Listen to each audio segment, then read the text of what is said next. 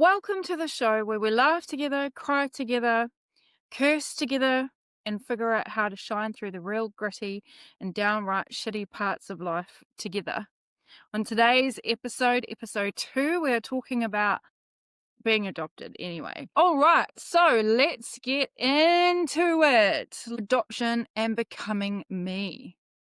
So the way I'm going to format this is I'm going to answer questions that I have either been asked or get asked a lot, or questions I thought you might want to know the answers to. You might be sitting there in your car or eating your breakfast or on the toilet or wherever you are listening to this and thinking of these questions. So let's see how many of them I can answer for you. All right, so the first question was, when was I adopted and when did I find out that I was adopted? Which is essentially two questions, right? But that's okay. So I was adopted from birth. I believe my adoption was organised before I was born, and it was a case of my parents waiting for the call. And then they went and picked me up. I do believe I had jaundice, so I'm not sure if it was like a couple of days after I was born or a few weeks after I was born. I can't actually remember. But yeah, I was adopted from birth and it was a closed adoption. And the adoption took place in South Africa, Durban, South Africa, Durban Hospital, South Africa. Yeah, that's where I was born and I grew up there for 16 years of my life.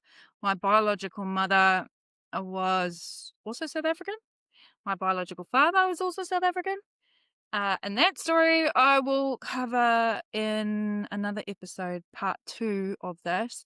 Today we're just going to focus on the adoption side of things and the me side of things, and then we'll make that a whole separate episode, okay? So yeah, question 2, what was it like growing up in your adoptive family? Okay, so I grew up in a family with my mum, my dad, and my brother. And my brother and I were both adopted. I was adopted first, and then 2 years later, I wasn't adopted again 2 years later. Far out, I tell you, man. Anyway, my brother was adopted 2 years later. I believe in 82. Like, I don't claim to be good at maths, but I was born 79, and I'm guessing 2 years later was 82. Okay. So anyway, he was born in 82 and he was adopted in 82 and he came home in 82. And funnily enough, him coming home is actually probably my earliest memory. So I believe I was 2.5. And I remember it pretty vividly. And at one point I thought maybe it was a dream until I told my dad about it. And he's like, no, that is actually what happened. I was like, oh, cool. So I was with my auntie and uncle, my dad's brother and his wife, at their place in Durban. And I didn't obviously know what was going on. But what I do remember is my parents coming back. So they left with nothing and they came back with a baby. A little confusing, not so much at 2.5, but when I was older, I was like, oh, random. However, we found out early that we were adopted. So I guess, you know, it kind of ended up making sense. But anyway, they rock up holding a baby. And I remember them coming in. I remember the dress mum was wearing. I don't really remember too much about what dad was wearing, but to be fair, he wore pretty much the same thing, just in different colors most of the time anyway, unless he was working on the farm.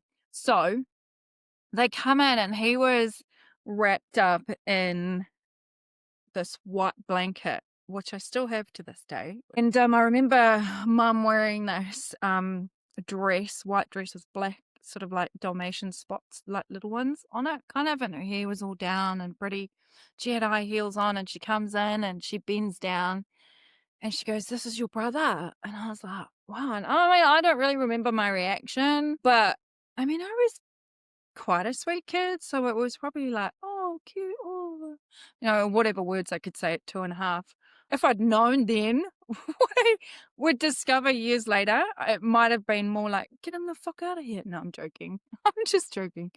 I love my brother. I really do. That's another podcast episode for another time. Okay, question number 3. Oh, I didn't even answer question number 2.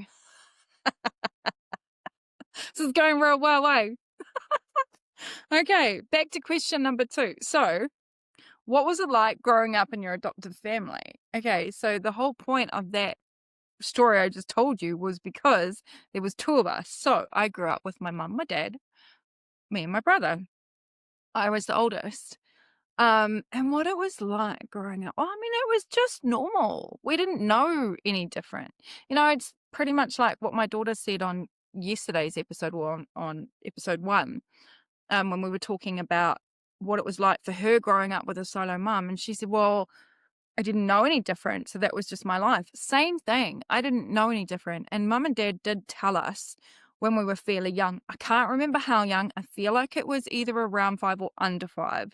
And I remember them using a book, whether it was a book that they created for us, I can't remember, or whether it was a book they used, don't know. But I do have a vague memory of being on the end of their bed and them showing us this book and explaining it to us. And I don't think it really meant too much to us. Like, I don't really think we understood that we came from someone else. I mean, they might as well have told us, well, look, a stork flew in and dropped you on the back porch and now we're looking after you. I mean, essentially, that's what it was like at that point in my life, right? So, yeah, it didn't really make any difference. I mean, growing up was normal to us. I had a loving mum and dad. I had a pain in the ass brother. We lived in South Africa. Living in South Africa was probably more impactful on me than being adopted. And that's a whole nother podcast episode. But anyway, question number 3. Did you feel fully accepted or even struggle with belonging? 100% yes, I did. Now, was this because of my parents or was it because I was adopted? I don't really know. I can tell you that being adopted as I got older definitely did play a part in feeling accepted, unaccepted. And I think the interesting thing about this is that perhaps if I didn't know I was adopted, it probably wouldn't have played a part, right? Maybe if I didn't know I was adopted, maybe I would have still come across the same issues, but maybe the narrative would have been different. Maybe knowing that I was adopted created narratives that perhaps weren't accurate or even true. And because as I've gotten older, I've realized that a lot of my feeling like I didn't belong or wasn't understood perhaps didn't actually have very much to do with my family or my parents or the fact that I was adopted, and more to do with the fact that I am who I am and I have a purpose. Right. And it's probably more to do with my purpose and more to do with that. One thing it did do, I believe, is that it contributed towards my people pleasing thing that I developed at some point in life. I do remember creating the narrative, and I did this. I'm fully aware that this is a narrative I created myself, right? I do remember creating the narrative that, like, if mum and dad said no to something or I felt like they didn't get me or understand me, I blamed it on the fact that I was adopted. Well, it must be because I'm adopted. They don't get me because I wasn't born from them. Here's the interesting thing. I've come to learn that there are people out there who are born to their parents and they find the same thing. They don't feel accepted or understood, or they also have problems of belonging. So it actually doesn't necessarily have much to do with being adopted and not being adopted, and more to do with something else. All right, question number 4. Where were moments when adoption felt especially hard, and what narrative do you think you struggled with? Yeah, well, I touched on this in question 3, right? The narrative I struggled with the most and probably made being adopted harder. And as I'm talking, I'm thinking about it probably made it harder for my poor parents as well, Anyway, back to the question. The narrative that I struggled with the most was that my family didn't get me because I wasn't born of their flesh and blood. I now call bullshit on that narrative completely. I don't believe now that it's got anything to do with the fact that I was adopted. I believe that if I'd been born exactly the way I was, to Mike and Elma, my parents, my adopted parents, Mike and Elma, and I was exactly the way I was, even if they conceived me, the problems I came up against would have still been the same for various reasons. One being, mum and dad were who they were, and they had their own growing up stories that contributed to their shaping. And I was who I was, and I saw the world the way I did, and they saw the world the way they did. And there's various contributing factors to that, right? And that all of that would have played a part, irrespective of whether I was adopted or conceived by them. That's what I believe. A moment when adoption felt especially hard, I guess just when I felt like my parents weren't listening to me and they didn't get me and didn't understand me. But again, like I said, that wasn't an adoption thing. But at the time, I believed it was, and that's what made it hard. Okay, question number 5. Did you ever feel different growing up, and how did you navigate that? I guess it just ties in with what we've been talking about to this point. Did I ever feel different growing up, and how did I navigate that? Yeah, I did feel different growing up. And I think that's probably where connections and friendships and school and stuff comes in, is that I actually felt quite proud of being adopted, I'll be honest, because I felt like it made me different. And I liked being different. I've had times in my life where I haven't liked being different. And that natural part of me that wants to be different and likes being different and is sort of rebellious and shines with that has gone through times where I've maybe tried to shy away from that and not necessarily want to embrace that. However, for the majority of it, I like being different. I mean, obviously, if I went into people pleasing, then there were times when I didn't like being different. But when I'm in my authenticity, I like being different. And I liked being adopted. And I liked telling people I was adopted. I think the only time that it started to affect me in social situations and stuff was when people and kids, and these are kids, and kids can be brutal, let's not forget this. When they would start throwing their opinions out, and that would cause me to start thinking about things that I hadn't thought about before because I wasn't aware of them. They just weren't in my vicinity, right? I'm trying to think what some of those were, but and I can't really. I mean, some of them were mean. So, I mean, kids would say things like, oh, so do your parents really love you then? And I guess, like, I've just unlocked a memory. Woo!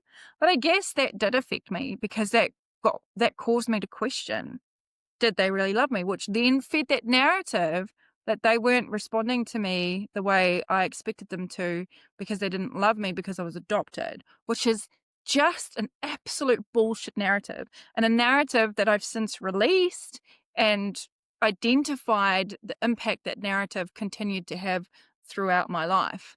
But I guess, how did I navigate it? I guess I just communicated. I've always been good at talking and questioning and asking. And I'd go to my parents and I'd ask them, and their response was always, don't be silly. Where did you get that from? That's not true. We love you very much. But then, of course, in those moments where I was getting disciplined or I was getting in trouble or whatever because I messed up, that then became affirmation for that false narrative that I'd got from someone else of, well, your parents don't love you. So then my brain's going, well, if they're smacking me for jumping on the bed for the 5th time after they told me not to jump on the bed for the 5th time, then it must be because I'm adopted and it must be because they don't love me. So blah, blah, blah in grade 2 must be right. I mean, gosh, the amount of validity we give to what other people say because we're still learning and growing and we don't know things and we don't understand how to trust our own inner compass is insane. Truly, truly insane.